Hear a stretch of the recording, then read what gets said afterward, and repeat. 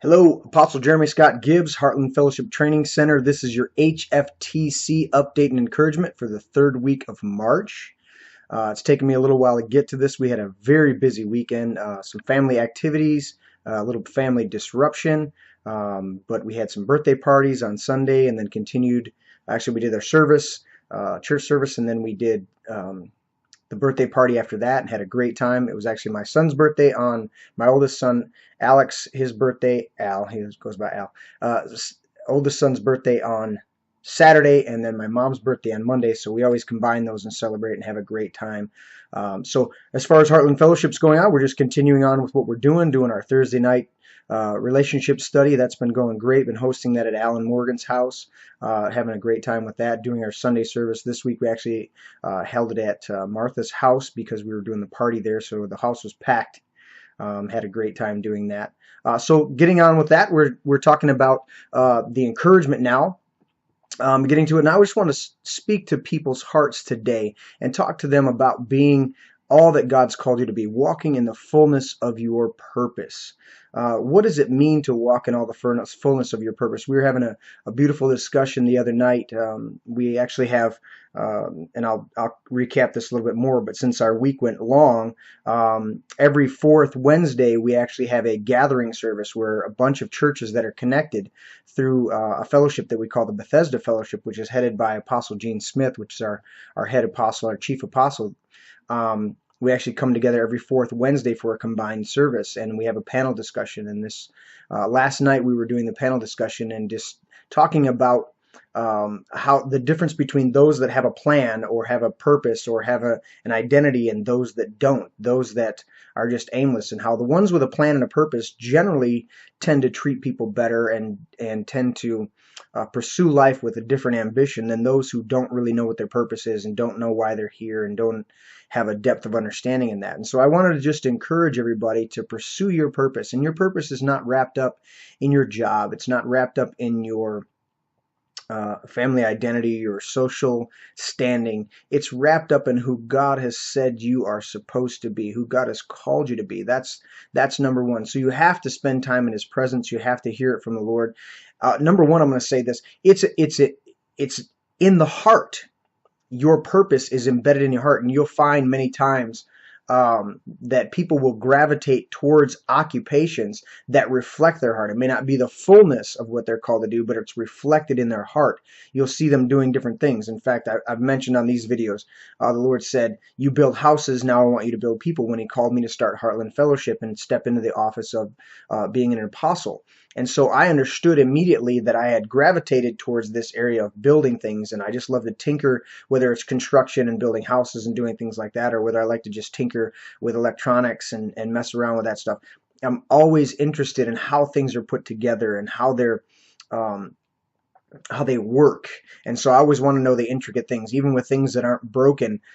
They say if it's not broken, don't fix it, don't mess with it. There's times that I've actually I've broken things because I was just so curious as to how it worked. I had to get into it, and so I've learned to be tempered in that. But that's the point of knowing your purpose. It's reflected in what you do. A lot of times, but that doesn't mean what you do is directly your purpose. And so we need to dive in and learn that. So number one, it's getting in the presence of God. Number two, reflecting on what you do in the natural. And then number three, being around a prophetic environment, because everything is established in the mouth of 2 or 3 witnesses.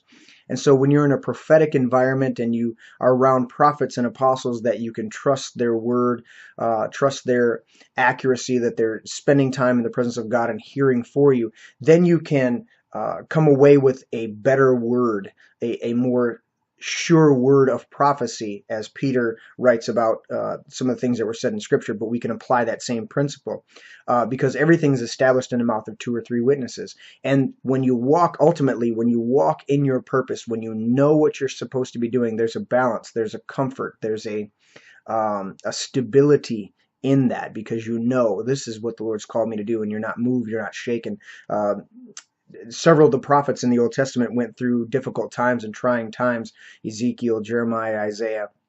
In Jeremiah, we know the famous passage where it says, every time I open my mouth to say what you're telling me to say, I get beat. I'm paraphrasing, but he says that he said, but I can't hold it in. Your word is like a fire shut up in my bones. And many people quote that, just that idea of the fire shut up in my bones. But really what Jeremiah was saying was, I know who I am called to be. You know, we know Jeremiah chapter 1, where the Lord came to Jeremiah and says, before I formed you in the womb, I appointed you, I called you, I designated you, I said, you're a prophet to the nations. And so Jeremiah gets later on, and he's been abused and he's been beat up for speaking what God has told him to speak. And he comes to this conclusion. He said, you know what? Even if I tried to run away from this is who I am. And we even got into the subject of last night in part of our discussion later on as we were sharing a meal together. Some of us sitting around Apostle Smith and Bishop Hatcher is a beautiful man of God. We were sitting around just having some pizza and some wings and talking about things, and we got into this area talking about how when you, specifically prophetically, when you reject the call of God, prophets are a number one candidate. If you reject the call of God, or you operate in the call of God in an improper way, you're doing things and manufacturing prophetic words and doing stuff like that, it can lead to an insanity. It can lead to, whenever you reject the calling of God, it can lead to an insanity. We know of the king that was in the Hebrew scriptures that was turned into an ox for 7 years, and he ate grass and his nails grew long and everything, and then he was restored. But anytime that you go against the call of God in your life, it breeds insanity. And so again, when we're talking about walking in your purpose, whatever that purpose is, you need to be in the presence of God. You need to reflect on what you've done in your life that you enjoyed, that was successful, that was geared towards your personality. You know, if you're naturally a teacher in the natural, then chances are, not saying all the time, but that's reflective of what God has called you to do. But either way, you got to spend time with the Lord, and then you got to be around a prophetic environment, because everything's established in the mouth of 2 or 3 witnesses. So I just want to encourage everybody today, as you're watching this, whenever you get a chance to watch this, to find out your purpose, because we can be so busy doing things and being involved in activities, but not find out our purpose. And there's many statistics out there and anecdotal evidence of people that when they retire from their jobs, from their occupations, many of them within a number of years, even just a number of months, many of them die shortly after they retire, because their purpose has been lost. They wrap their purpose up in that occupation, that job, and they find themselves in retirement having nothing pulling on them, nothing pushing them, nothing reaching in and grabbing hold of them and demanding of their time. And so they find this lull, because now I'm purposeless. Now what am I supposed to do? I'm going to sit around the house and I'm going to watch TV, and this it's the people that find other activities, that always had a hobby or had something else that they can pour into, that make that transition. But so many people are wrapped up in an occupation thinking that's their purpose, and when they transition, that changes. And so it's very important to know what your purpose is, so that if circumstances change and situations change and economic situations change, one industry can go away. There were in the turn of the century, there were buggies and covered wagons that were going on, and the automobile came into place. And so do we keep the buggy whip factory open and the buggy factory open for the sake of the workers? No, we have to transition. That industry is going to go away, and there are industries that were here years ago that have transitioned and gone away, and so people have to adapt and go forth. But if you know your purpose, you can apply your skill set, and I talked about that last week. What your skill set is, you can apply your skill set to any set of parameters. Well, I'm good at this, so I can apply it here. So either way, it's the importance of knowing what you're called to do, your purpose. It's beyond, I'm not even stating how powerful and fully, how important it is to know what you're called to do, and just diving into it and walking in all the fullness of God. That's very important. So I want to encourage everybody today in that. And then I'm just touching again on the prophetic. In the prophetic, I want to encourage prophets out there. Don't look for a couple different factors. Don't look for accuracy. That's certainly important. Don't look for, and I'll explain that in a minute. Don't look for the word, the prestige of the word that you're sharing, the awe in the faces of people. and I'll share that again, and I'll dive into that in a minute. But I want to lay these three out. So number one, um, don't look for the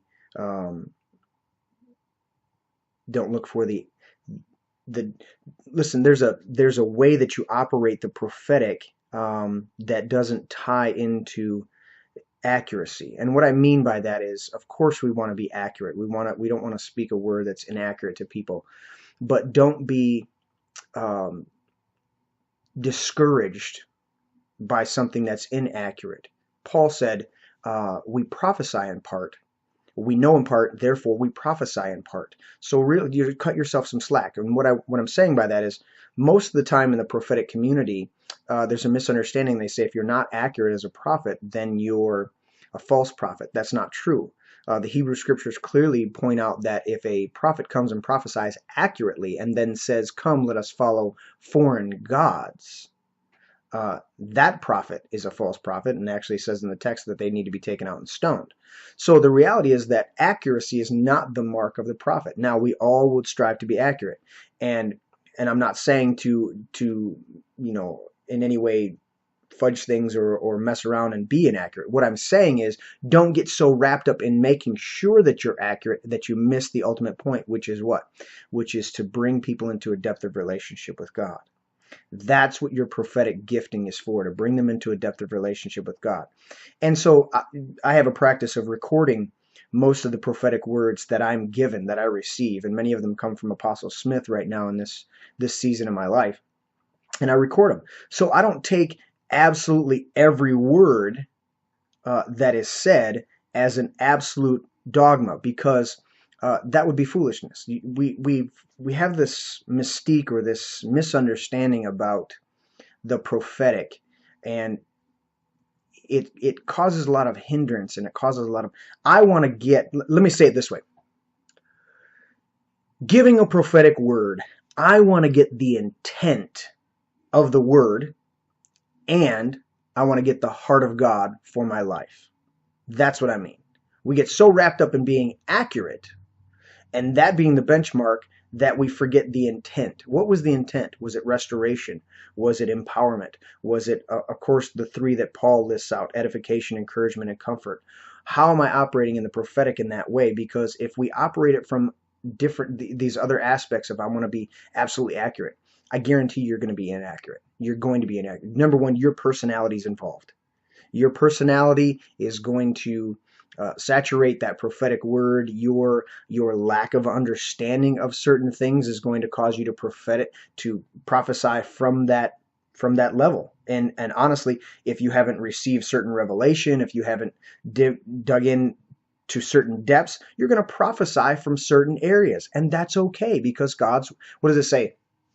The Lord's word will not return to him void, but it will accomplish the purpose for which it was sent forth. And if we as prophets would relax and begin to prophesy from a place of understanding that I want this purpose to be accomplished, then it would change how we approach things and how people receive things, because we wouldn't put it on this. And that second thing that I was looking at was, we get so caught up in the word and how how we're standing on the platform and how we deliver it, and it just becomes a dog and pony show, and it moves away from the heart of God. I would rather whisper in somebody's ear something that empowers them and encourages them and strengthens them and builds them up, than have the rest of the people that are there in attendance clapping and seeing how powerful. Now, that's the reason that we do a lot of things publicly like that, giving people prophetic word, is because the faith of the people there and the prayers of the people that are there that are witnessing that prophetic word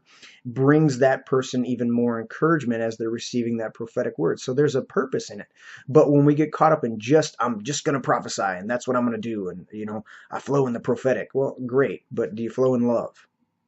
Do you flow in drawing people into a purpose-filled life? Do you flow in people just knowing the Lord? Because I can use something inaccurate to get somebody to a place that they're supposed to be. Now, this is for mature prophets to receive this, and for immature prophets to meditate on this. We get so caught up on accuracy and being on the platform, and the other thing is really the titles. No, title is for them to receive you. It's not about I'm prophet so and so, so I have this mystique and this aura about me. No, it's the prophet is so they know how to receive you. If you receive a prophet because he is a prophet, you get a prophet's reward. So it's just, listen, I'm an apostle, prophet, teacher, because that's how you can receive from me and get the fullness of the reward God has for you. And I want to know what God has said to you, so that I can receive from you. That's just the way this is supposed to work. So that's just some encouragement for prophets out there to operate in a different dimension. Operate in a dimension of love, operate in a dimension of peace and joy and empowering people, instead of being so caught up in, we get our identity on the platform instead of having our heart rooted and grounded in the love of God.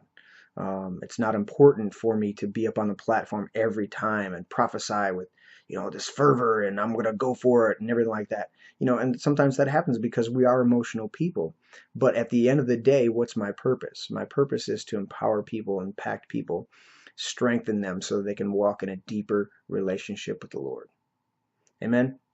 I'm Apostle Jeremy Scott Gibbs. This has been your Heartland Fellowship update, your HFTC update and encouragement for the third week of March. I look forward to seeing you next time. God bless.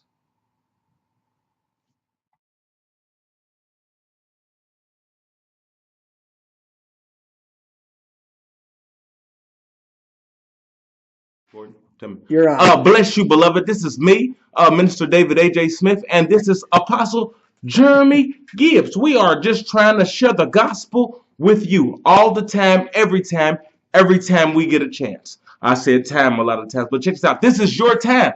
This is your season. This is the time that you make it happen. 2015 is your year. I bet you we put this on Facebook. Bless you, beloved. Boom. Look. Thanks, I do Dave. that because I do that, Apostle Jeremy.